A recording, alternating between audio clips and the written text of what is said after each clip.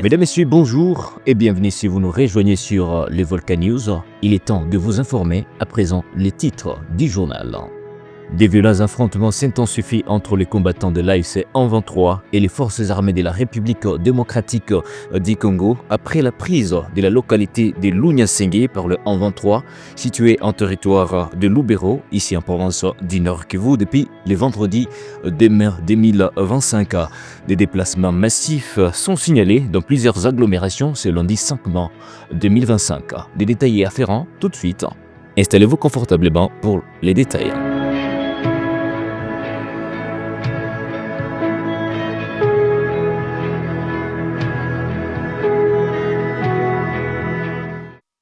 Pour commencer, les éléments du mouvement AFC M23 ont occupé l'agglomération de Lunyasenge, située sur les rives du lac Édouard, dans les territoires de Lubero, depuis le vendredi 2 mai 2025.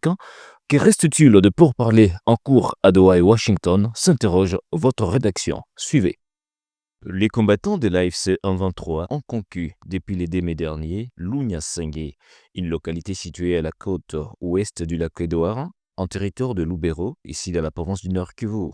Des habitants affirment que les combattants de l'AFC M23 partèrent de pêcheries des Vichumbi et Kamandi, les uns empruntant les larges du lac et les hautes terres. Sur place à Lunyasenge, les rebelles se sont affrontés avec les militaires congolais. À en croire des sources concordantes dans la zone, le bilan serait lourd des deux côtés, mais jusque-là, seules des images montrant de militaires congolais tués au large du lac Édouard font le tour des réseaux sociaux. Des gens ont fui Lunyasenge. Il est difficile d'établir un bilan, surtout que les rebelles ont contrôlé la localité, confie à votre chaîne un peu chère.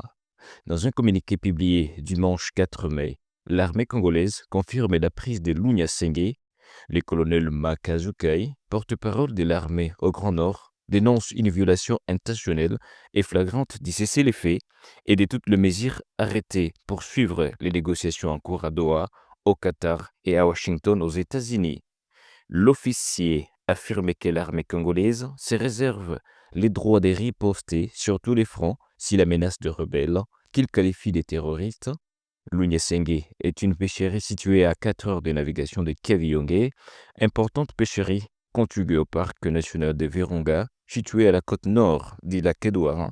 Kaviyonge est stratégique car la localité ouvre la voie à Butembo, à Beni Territoire et notamment à la site frontalière des Kassindi Luberia ainsi qu'à l'Ouganda via la terre comme via les lacs. La conquête des pêcheries du lac Édouard conduit donc le rebelle dans des zones sous influence de l'Ouganda. Vendredi 3 mai, des officiers de l'armée congolaise se sont rendus à Kaviyonge pour organiser les troupes et échanger avec les habitants face à cette menace qui profite à l'horizon.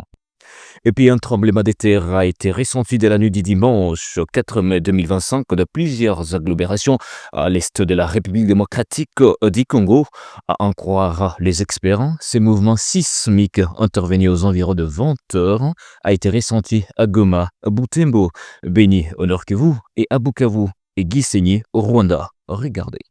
Quelques témoignages, ce mouvement sismique intervenu à 20h12 a été ressenti à Goma, Butembo, Beni, Masisi, entre autres, pour ce qui est du Nord Kivu et une partie de l'Ituri. Ceci serait lié à un mouvement tectonique et non un tremblement volcanique, estime un expert des sismologues américains qui monitorent ces phénomènes naturels sur le plan international, précise également qu'un tremblement de terre de magnitude 4,5 ressenti après 20h juste dans plusieurs agglomérations des Kivu et a pour épicentre le périphérie du lac Édouard. L'Observatoire volcanologique des Goma, censé fournir les informations, n'a pas encore communiqué sur ces tremblements, mais on se rappellera que ces derniers temps, il y a des intenses activités dans la chaîne de montagnes de Virunga, ayant poussé à l'éruption du volcan Nyamulagira qui a déversé sa lave dans le parc national de Virunga aux environs des Tongo. Le président de la Cour constitutionnelle, Dieudonné Kamuleta, a balayé d'un revers de main la tentative d'ingérence de Vital Kamerhe, président de l'Assemblée nationale congolaise, dans les procès Boukangalonzo opposant Matata Ponyo et Seko Akize. La plus haute juridiction du pays rétorque que ces procès engagés depuis 2022 est déjà en phase de jugement. Suivez. Dieudonné Kemouleta, président de la Cour constitutionnelle de la République démocratique du Congo, a balayé d'un revers de plume la tentative d'ingérence de Vital Kamerhe, président de l'Assemblée nationale, dans les procès Boukangalonjo, opposant Matata Pognon et ses co-accusés.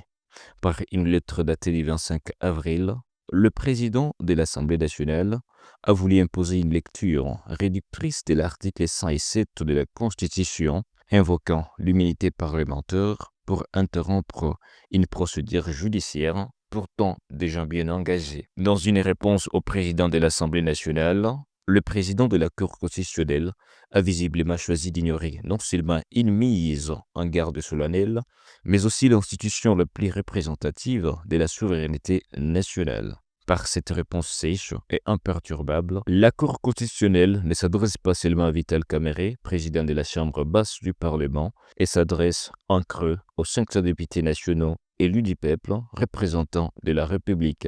Alors que le président de l'Assemblée nationale invoque la violation de l'immunité parlementaire, la plus haute juridiction du pays rétorque que les procès engagés depuis 2022 est déjà en phase de jugement. Mesdames et messieurs, voilà tout pour l'essentiel de ce journal. Merci à vous de nous avoir suivis.